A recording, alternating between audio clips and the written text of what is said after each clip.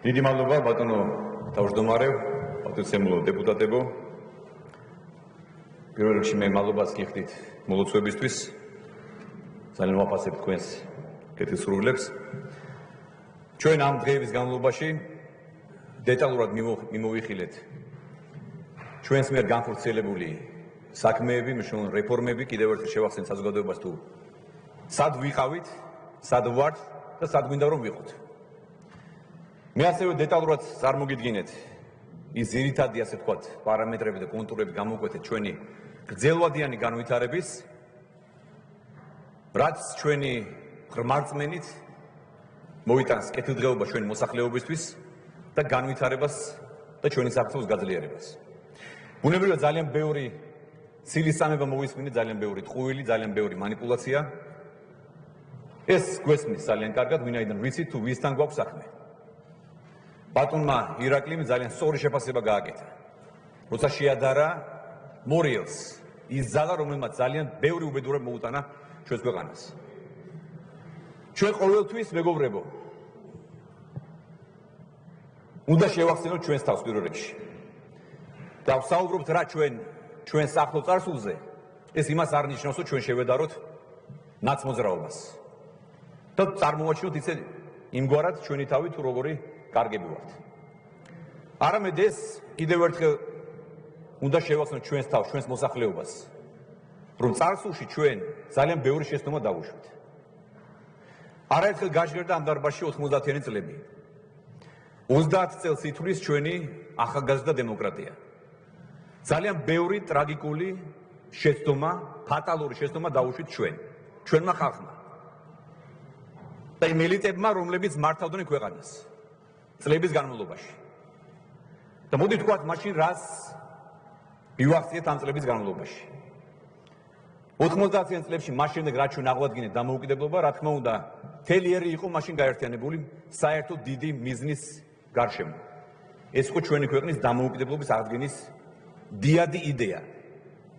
რასაც მივახციეთ, ბუნებრივია დაინგრა საბჭოთა კავშირი. ამის შემდეგ ჩვენი უპასუხისმგებლო პოლიტიკური ელიტების მიერ ქვეყანა ჩაება სამოქალაქო ომში, ძმათამკვლელ ომში. ჩვენ დავკარგეთ ტერიტორიები. მივიღეთ ომი აფხაზეთში, სამაჩაბლოში. ჩვენმა გათიშულობამ და ერის გახლეჩვამ განაპირობა ის, რაც განაპირობა, რადგან მე ახლა ვსაუბრობ. რამდენიმე კვირის წინ საქართველოში იმყოფებოდა ლიტვის პრეზიდენტი, რომელთანაც მე ძალიან დიდი დამწუხრებით ბუნებრივია, როცა ვსაუბრობდი ჩვენს ახლო წარსულზე, მათ შორის პარალელს ვავლევდით, თუ როგორ გაიარა ბალტიის ქვეყნებმა ეს გზა და როგორ მიაღწიეს ევროკავშირთან ინტეგრაციას, ევროკავშირის წევრობას, ნატოს წევრობას და ამ დროს ჩვენ გავიხსენეთ თუ სად ვართ ჩვენ დღეს საქართველო და რა შეცდომები დავუშვით. მე ძალიან დავამახსოვრდა მისი ნათქვამი, რომ მაშინ ლიტველი ხალხი იყო გაერთიანებული. მაშინ არ არსებობდა ფრაგმენტაცია, არ იყო ერი დახლეჩილი. აი ამ გაერთიანებამ მიაღწია ის და შეაძლებინა ლიტველ ხალხს ის, რომ დღეს ლიტვა, ბალტიის ქვეყნების წევრები არიან ევროკავშირის და ნატოს წევრი ქვეყნები. არიან ძლიერი სახელმწიფოები. და ჩვენ სად ვართ დღეს, მეგობრებო? დღესაც ვართ სამწუხაროდ, საუბედუროდ იქ, სადაც ვიყავით 90-იანებში. ისევ დაყოფა, ისევ ერთმანეთის სიძულვილი, ისევ ერთმანეთის ცილისწამება და ეს გაუთავებელი კინკლაობა. ამ დროს რა ხდება ჩვენს რეალობაში? მე აქ, რა თქმა უნდა, ოპონენტებისგან სხვა რა უნდა მომესმინა თუ არა რაღაც აბსურდული ბრალდებები, თქოს შინაარსიდან დაცლილი ხედვა წარვადგინეთ. მაშინ როცა მე დეტალურად ვისაუბრებ ყველა მიმართულებაზე. დეტალურად კიდევ ერთხელ შევახსენეთ ჩვენს თავს, თუ ყველა მიმართულებით რამხელა პროგრესი ქონდა ბოლო წლებში. მე არ ვიძახი, რომ ჩვენ ვართ უშეცდომონი. პირიქით, ჩვენც ბევრი შეცდომები დავუშვით. მაგრამ არ დაგვიშვია დანაშაული, მეგობრებო. ჩვენ როცა ვესაუბრებით ოპონენტებს და როცა მე ხელს ვიშვებ, რა თქმა უნდა, გულისხმობ დამნაშავე პირებს წინახელისუფლების ნაცმოძრაობის, რა თქმა უნდა, ჩვენ კარგად გვახსოვს. უნდა გვახსოვდეს. უნდა ახსოვდეს ჩვენს ამორჩევას და ჩვენს მოსახლეობას, რომ შეცდომები აღარ უნდა გავიმეოროთ. ჩვენ აღარ გვაქვს შეცდომების გამეორების უფლება. არაერთხელ გავიხსენეთ და ვახსენეთ 2008 წლის აგვისტოს ომი. მე მესმის რომ ეს მათთვის არის ძალიან მძიმე ჭრილობა. მაგრამ მეგობრებო, ეს თქვენი მძიმე მემკვიდრეობაა. თქვენ დაგვაკარგინეთ ტერიტორიის 20%. ნაცმოძრაობამ, სააკაშვილის მთავრობამ შემოაბრუნა რუსული ჯარი, რითაც მათ დააკანონეს ქვეყნის ოკუპაცია. მეორე ის რომ ჩვენ უნდა შევახსენოთ კიდევ ერთხელ ჩვენს თავს, რომ წლების განმავლობაში მეგობრებო, წინა ხელისუფლების დროს ხდებოდა მუდმივი ჩაგვრა ჩვენი მოქალაქეების. ჩაგვრა, ტერორი, წამება, არაადამიანური მოპყრობა ციხეში თუ ციხის გარეთ. გაუპატიურება და ასე შემდეგ. უმძიმესი მემკვიდრეობა გვერგო ჩვენ ქართულ ოცნებას. აღარაფერს საუბრობთ, რა თქმა უნდა, არც ადამიანის უფლებებზე, არც მედიის თავისუფლებას, რომელზეც ბატონ მარჩილმა ისაუბრა, რომელიც აღარ აინტერესებთ მათ, სასამართლოს დამოუკიდებლობას გვესაუბრებიან ჩვენ. იმ სასამართლოს დამოუკიდებლობას, რომელიც იყო 2012 წლამდე პროკურატურის უბრალოდ დანაყოფი. რასაც ეთყოდა პროკურორი, იმას გააკეთებდა მოსამართლე. დღეს ეს ადამიანები გამოდიან და გვეუბნებიან ჩვენ, რომ რატომ რჩებიან დღეს კიდევ სასამართლოში ბატონი მურუსიდე და სხვები. რამდენიმე გვარი აქვს დაზეპირებული. ბატონები, უკაცრავად, თქვენ მოგმართოთ ნაცმოძრაობის წარმომადგენლებს. თქვენ რატომ რჩებით პოლიტიკაში დღეს? ამ მძიმე წარსულის მემკვიდრეები. შემოქმედები. და მეორე. რა თქმა უნდა, აქ ძალიან ბევრი ისაუბრეს, ბატონი რომანი გამოვიდა ტრაფარეტული სიტყვებით სიმართლე, სიმართლე, სიმართლე და მან გვესაუბრა მხოლოდ სიხალბე, სიხალბე, სიხალბე. ბატონი რომან გოცირეზე, რომელიც არის კუპონის ფუძემდებელი ჩვენს ქვეყანაში. ხო გახსოვთ კარგად კუპონი? კუპონიზაცია. აი ეს კაცი დღეს გველაპარაკება ჩვენ, რომ ყველაფერს თავი დავანებოთ. სოფლის მეურნეობაში გვეუბნება, რომ ნაცმოძრაობას ხდება უფრო მეტი პროგრესი, ვიდრე ჩვენს მთავრობას. ამაზე მეტი სიცრუე რა შეიძლება მოვისმინოთ თქვენგან ბატონო რომან. დაასრულებინეთ ბატონო რომან. მეორე რა თქმა უნდა მე უნდა ვუპასუხო. სიგარების მაჩვენებელი 2012 წლამდე იყო 27-38%. ახლა არის 19-21%. ეს დამოუკიდებელი რა თქმა უნდა არა. და სწორედ ჩვენი ხედვით, ჩვენი გეგმების მიხედვით ჩვენ უნდა მივახციოთ იმას, რომ სიგარების მაჩვენებელი მინიმუმ გავანახევროთ უახლოეს წლების განმავლობაში. შემდეგ უმუშევრობა 2012 წელს იყო 26.7%, ახლა გვაქვს 21%. რა თქმა უნდა, ესაც უნდა გავანახევროთ უახლოეს წლებში და ძალიან ბევრი უნდა ვიმუშაოთ.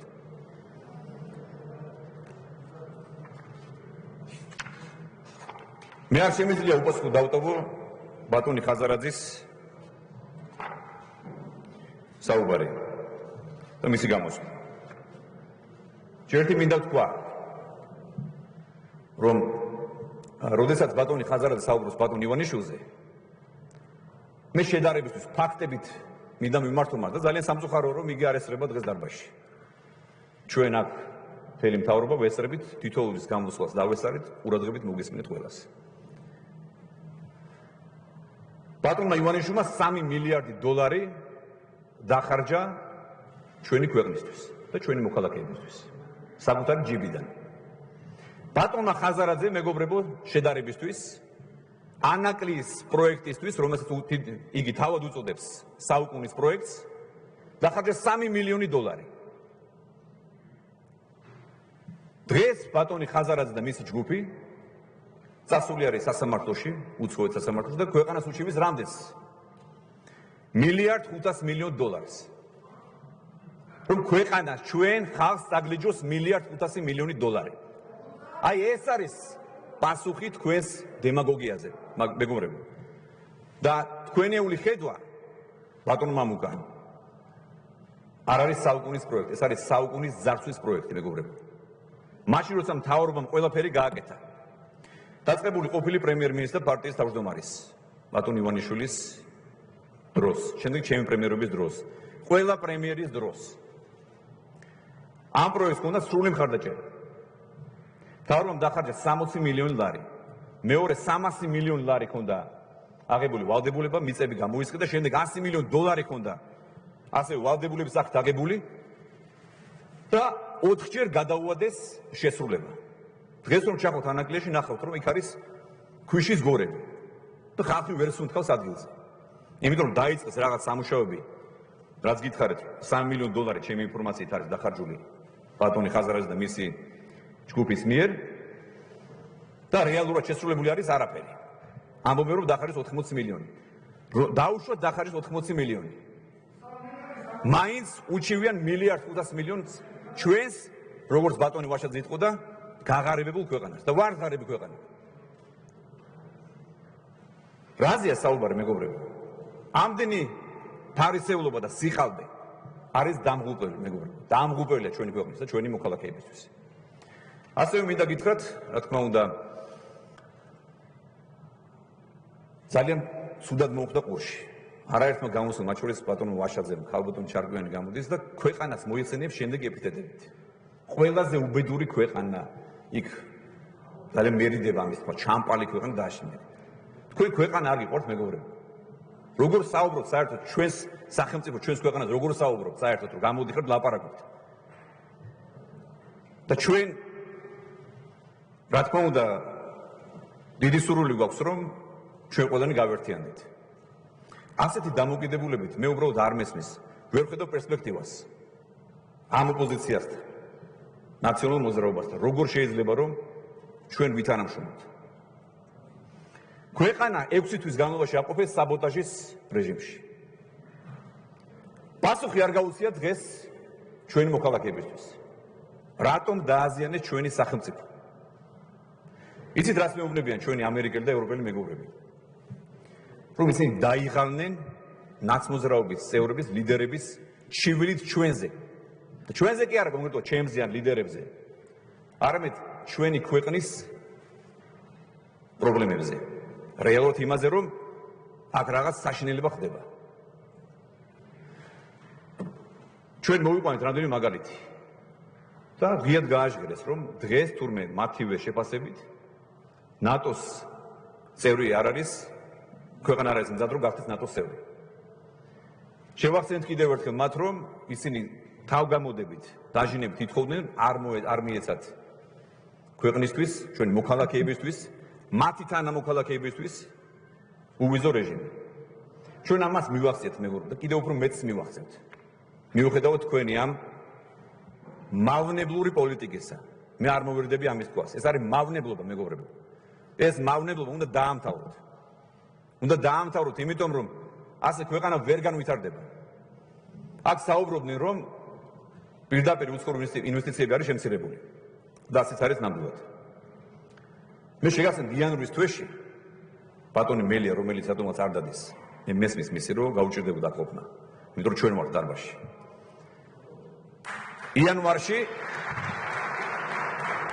იანვარში ყოველ დღე იმეორებდნენ რომ გაზაფხულზე უნდა მოხდეს რევოლუცია. რატომ ამბობენ ამას? ამბობენ იმიტომ რომ ინვესტორს არ ქონდეს პროგნოზირებადობის შეგრძნება. სტაბილურობის შეგრძნება. ერთ-ერთი მთავარი და მე შემთხვევით არ გამიხსენებია 90-იან წლები. არც 2008 წლის ომი. მთავარი რაც ყველა სჭირდება მეგობრებო. როგორც ჩვენს მოქალაქეებს პირველად ჩვენს ხალხს, ისე უცხოელებს, ვინც აქ ცხოვრობენ, ისე ინვესტორებს, ვინც ფულის ჩადებას აპირებს ჩვენს ქვეყანაში, არის პოლიტიკური სტაბილურობა. სტაბილურობა. და ერთადერთი ძალა, მეგობრებო, კიდევ გავიმეორებ, ყოველთვის ამას ვამბობ და ყოველთვის შევახსენებ ამ ადამიანებს. ვინც ამ 30 წლის განმავლობაში უზრუნველყო რეალურად უწყვეტი მშვიდობა და სტაბილურობა არის ქართული ოცნება. როცა ჩვენს ქვეყანაში მიუხედავად აი ამ მავნებლური პოლიტიკისა, მათი მუდმივი უწყვეტი საბოტაჟისა, ჩვენ მაინც შევინარჩუნეთ მშვიდობა და სტაბილური განვითარება ჩვენი ქვეყნის. მივახ შეკითხვები არის უამრავი და რა თქმა უნდა ამ დემაგოგიასთან და სიხალბესთან ერთად რა თქმა უნდა არის ძალიან ბევრი ცილისწამებაც. რომ მთავარი მიღწევები რა არის ქართული ოცნების. 1 ოქტომბერი არის მთავარი მიღწევა ჩემი აზრით. 1 ოქტომბერი, როცა მთელი ქვეყნის მოქალაქეები, მთელი ჩვენი ქვეყნის მოსახლეობა რეალურად გათავისუფლდა აი თქვენი მჩაგვრელი რეჟიმისგან. და შემდეგ მე ძირითადად გამოვყო ყველა მიმართულებით პრაქტიკულად იქნება ეს ადამიანის უფლებები. გუშინ მაგარ 27 ივნისს 7 წლის წინ ჩვენ გავაფორმეთ ხელმოაზრე ტახტირების ხელშეკრულებას. მივახციეთ უვიზო რეჟიმს, თავისუფალ ვაჭრობას. ყველა მიმართულებით იქნება ჯანდაცვა, განათლება, სპორტი, კულტურა, პოლიციის რეალურ დეპოლიტიზება და მისი გაძლიერება, უსაფრთხოების სამსახურის გაძლიერება, ყველა მიმართულებით ჯარის გაძლიერება. ჩვენ გვაქვს ხელშესახები პროგრესი. ეს არის საკმარისი, რა თქმა უნდა არა. მე ჩემს გამოსვლაში ვისაუბრე რომ ამ ყველაფრის მიუხედავად, რა თქმა უნდა, ჩვენთვის თავარი გამოწვევა არის ჩვენი მოქალაქეები, ჩვენი მოსახლეობის სიღარიბე, მეგობრებო. 9 მილიონზე მეტი დღეს სახელმწიფოსგან ღებულობს შემწეობას, რომ გადარჩნენ. ამ პირობებში, მათ შორის 180,000 ბავშვი არის, მეგობრებო. ამ პირობებში მათ არ აინტერესებთ აბსოლუტურად არ ჩვენი მოქალაქეების კეთილდღეობა, არ სტაბილურობა, გარდა პირადი ეგოსი. აი სწორედ პირადი ინტერესების გამო ხდება ყველაფერი. ის რაც ბატონმა ხაზარაძემ თქვა, მხოლოდ პირადი ინტერესების გამო იყო. რაც ბატონმა ვაშაძემ ასევე პირადი ინტერესები იყო, მის პირადი ამბიციების გამო იყო. და აღარ ვსაუბრობ, რა თქმა უნდა, ნაცმოძრაობაზე და მათ პირად, ასე ვთქვათ, ამბიციებს და მათი ბელადის პირად ძრახებზე, რომელიც ყველაფერზეა წამსული ჩვენი ქვეყნისთვის, ჩვენი ქვეყნის საწინააღმდეგოდ. დაანგრევს სამწუხაროდ კიდევ გაყიდის, კიდევ ჩააბარებს, ტრებს, ოკუპაციას გააკეთებინებს დამატებ ტერიტორიების იმისთვის, რომ მან ხელახლა მოიპოვოს ძალაუფლება. ამას ვერ ეგრესებით, მეგობრებო. თქვენ ძალიან უხერხულად გრძნობ თავს, ვინაიდან ისევ მიწევს საუბარი მათ, ასე ვთქვათ, პოლიტიკურ მემკვიდრეობაზე. მე ვისაუბრე ძალიან ბევრი ვისაუბრე, რა თქმა უნდა, ჩვენს ძელვადიან ხედვაზე. მაგრამ მეორეს მხრივ, მეგობრებო, ჩვენ არ უნდა დაგვაგვიზდეს, როგორ მოვედით დღევანდელობამდე. ერთის მხრივ წარსული უნდა გვახსოვდეს ყოველთვის, რომ ჩვენი მოქალაქეები, ჩვენი თავი, ჩვენი მოსახლეობა, ჩვენი ხალხი უნდა დავაცვლოთ შეცდომების გამეორებისგან. მეორეს მხრივ სად ვარ დღეს და სად გვინდა რომ ვიყოთ. აი სწორედ ამ ხედვაზე ავაგეთ ჩვენი გამოსვლაც, მთავრობის ხედვა სწორედ ამაზე არის დაფუძნებული, ჩვენი პოლიტიკაც და მე მინდა მადლობა გადავუხადო საქართველოს პარლამენტს, თითოეულ დეპუტატს, ვინც გვერდში გვიდგას ჩვენ მთავრობას და როგორც ერთიანი გუნდი, მე მჯერა რომ ჩვენ ერთად ძალიან ბევრი საქმის გაკეთება შეგვიძლია. გამოწვევები ბუნებრივად ძალიან ბევრია. კიდევ გავიმეორე პანდემია და მე მინდა აქვე კიდევ ერთ გავიმეორო ვაქცინაციასთან დაკავშირებით იყო არაერთი შეკითხვა დასმული. იმის მიუხედავად რომ მე ვისაუბრე და 2-3 დღეში უკვე შემოვა პირველი მილიონი ვაქცინა. შემდეგ გაჩვენეთ შემდეგი ეტაპები. Pfizer-ის კიდევ 1 მილიონი, შემდეგ კიდევ 1 მილიონი სხვა დოზა ჩინური ვაქცინების. უწყვეტად მაინც აგზელებენ დემაგოგიას და ციცურვეს. რომ მთავრობას არ აქვს თურმე ესე იგი ვაქცინაციის გეგმა და ასე შემდეგ. შეგახსენებთ რომ გვაქვს ჩვენ დალაგებული თავიდან ბოლომდე ეს სისტემა, მათ შორის ექიმებისგან შემდგარი ეს ბრიგადები, რომელმაც დღეში 20-დან 30-მდე ვაქცინა უნდა ჩაადაროს, აცრა უნდა ჩაადაროს. ამ მიმართულებით ჩვენ აქტიურად მუშაობთ. კოვაქსის პლატფორმიდან, რომელიც იყო დამოკიდებული მთავრობა მანამდე, როცა მე სანამ დავინიშნებოდი, იყო გარკვეული შეფერხება და თქვენ იცით რომ ევროპის ქვეყნებსაც ძლიერ სახელმწიფოებს ჰქონდათ ძალიან ბევრი შეფერხება ვაქცინების მიწოდებას დაკავშირებით. შემდეგ ჩვენ შევცვალეთ, როცა მე დავინიშნე და შემდეგ აგერ მინისტრი აქტიურად იყო ჩართული, ჩვენ ერთად პირადად ვესაუბრებოდით, როგორც Pfizer-ის ხელმძღვანელს, ასევე ჩინეთის ხელისუფლებასთან ჰქონდა ჩვენ პირდაპირ მოლაპარაკებები და მიმოწერები და მივახციეთ იმ შედეგს, რაც უკვე მოგახსენეთ. რაც შეეხება ეკონომიკის აღდგენას, კიდევ ერთხელ გავიმეორებ, რომ რა თქმა უნდა ჩვენთვის ძალიან დიდი ოპტიმიზმის მომცემი არის ის ფაქტი, რომ ეკონომიკის სწრაფი აღდგენა მიმდინარეობს. აპრილის თვეში ჰქონდა ჩვენ 45%-მდე ზრდა, მაისის თვეში ჩვენ ველოდებით 25%-იან ზრდას მინიმუმ, რაც გვაძლევს ძალიან დიდი ოპტიმიზმის საფუძველს. ეს ამ ადამიანებს, რა თქმა უნდა, ძალიან კარგად ესმით. მათ შორის ბატონ რომანს. კარგად ესმის. ეს რას ნიშნავს? და მათი ეს გამოსვლა, მათი ეს პესიმისტური გამოსვლებიც ყველაფერი ემსახურება მხოლოდ და მხოლოდ ერთ რამეს, რომ რაიმენაირად ეს პოზიტიური მოლოდინები შეცვალა და შეაფერხა. ამას ემსახურებოდა ბატონი არმაზ ამ გუმბერაზე ადამიანის ნათქვამი, რომ ესე იგი ჩვენ თურმე მთავრობა ვამზადებთ გაყალბებას თვითმმართველობის არჩევნების, ამას ემსახურება ის, რომ შეიქმნას კიდევ ხელახლა რაღაც არასტაბილურობის განცდა. მე გაძლევთ გარანტიას ჩვენი გუნდი, მთლიანად ჩვენი გუნდი, მთელი მთავრობა, რომ ჩვენ ვიქნებით მაქსიმალურად მობილიზებული. მთელი საპარლამენტო გუნდი, მთელი უმრავლესობა, ჩვენი ქართული ოცნება, რა თქმა უნდა, ჩავატარებთ უპრეცედენტოდ გამჭვირვალე ღია თავისუფალ არჩევნებს და დამაჯერებად ყველა მუნიციპალიტეტში გაიმარჯვებს ჩვენი პარტია.